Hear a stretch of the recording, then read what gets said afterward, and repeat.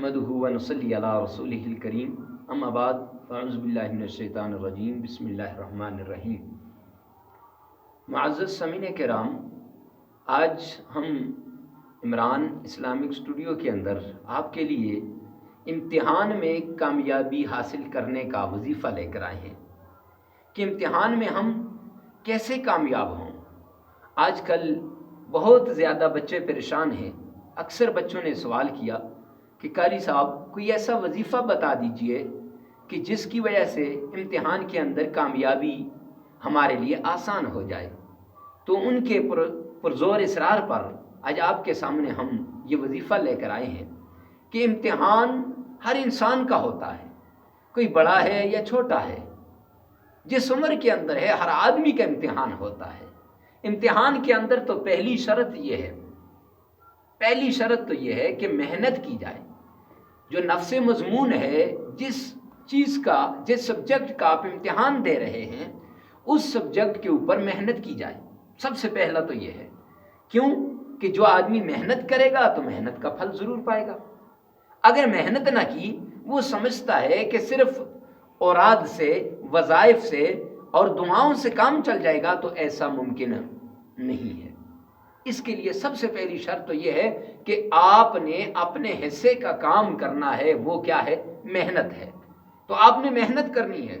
دنیا میں کہیں پر بھی جا رہے ہیں، ایک آدمی ہے، نوکری اس کو نہیں مل رہی، اب نوکری کی تلاش میں ہے، تو پہلے اس کو یہ ہے محنت کرنی ہے اپنے حصے کی، کہ وہ جا کر ادھر ادھر دیکھے، پوچھے لوگوں سے۔ اور ایک آدمی ہے، اس کا باس اس کی بات کو نہیں مانتا، تو اس کو محنت کرنی ہے اپنے کام کے اندر، اپنی فیلڈ کے اندر۔ تو آتے ہیں اپنے موضوع کی طرف کہ پہلی کام محنت ہے، اور دوسری شرط کہ اس کو اللہ کے حضور سجدہ ریز ہونا ہے۔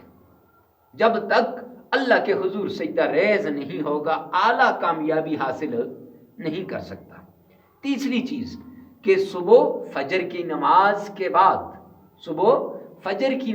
بعد اب وہ 7 مرتبہ درود شریف پڑھے، اور اس کے بعد 3 مرتبہ سورہ انشراح، الم نشرح لک صدرک، یہ پڑھے 3 مرتبہ، پھر 7 مرتبہ وہ درود شریف پڑھے۔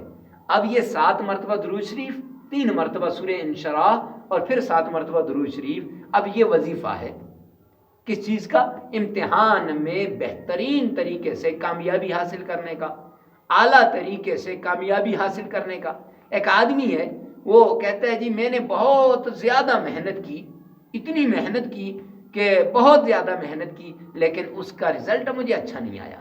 تو میرے بھائی، امتحان گاہ میں، ایگزامینیشن ہال میں داخل ہونے سے پہلے بھی یہ وظیفہ تو کر لے، 7 بار درود شریف، 3 بار سورہ انشراح، پھر 7 بار درود شریف، اور فجر کی نماز کے بعد مسلسل 21 دن تو یہ کرتا رہے، تو انشاءاللہ پھر دیکھنا کہ اللہ رب العزت کی مدد کیسے آتی ہے اور کیسے امتحان میں اعلیٰ نمبروں سے کامیاب ہوگا تو۔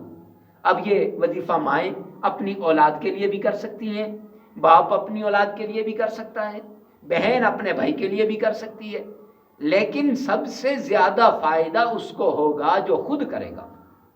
لہٰذا اس وظیفے کو آگے شیئر بھی کیا جائے، بتایا بھی جائے، اور اگر ہماری یہ ویڈیو آپ کو اچھی لگے تو ہمارے چینل کو سبسکرائب کر کے اس کو بیل آئیکن کا بٹن دبا کر، تاکہ ہماری نئی آنے والی اسلامی ویڈیو آپ تک پہنچ سکیں۔ انشاءاللہ دوسری ویڈیو جو ہوگی وہ عورت کے حقوق پہ، اس پہ بات ہوگی کہ عورت کو اسلام میں کتنا حق حاصل ہے۔ تو اللہ سے دعا ہے کہ اللہ عمل کی توفیق عطا فرمائے۔ وآخر دعوانا ان الحمدللہ رب العالمین۔